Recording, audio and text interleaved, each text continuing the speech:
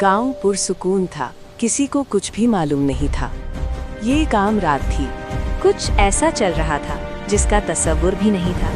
फजा में पुरस्रार खामोशी थी, जैसे कुछ होने वाला हो। अचानक एक चीख ने सुबह का सुकून तोड़ दिया। गांव में अफरा तफरी फैल गई, कोई महफूज न रहा। ये तेज चल रहा था, जो भी रास्ते में आया शिकार बन गया।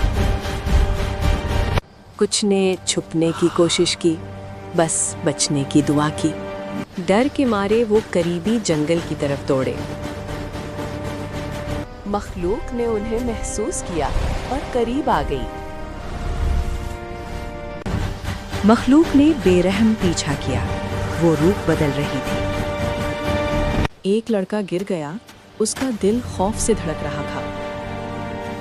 ये मखलूक इसके ऊपर छा गई, खामोश और खौफनाक।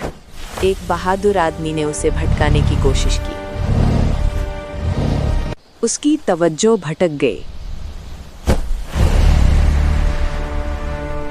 बाकी लोग मौका पाकर जंगल में आगे भाग गए।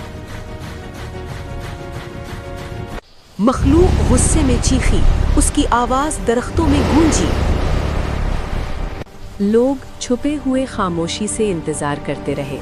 उम्मीद थी कि ये उन्हें ना ढूंढ पाए। उसने दोबारा उन्हें महसूस किया। मायूस होकर एक ने मशल जलाई ताकि उसे दूर भगा सके। ये रुक गया, उलझा हुआ और गुस्से में था।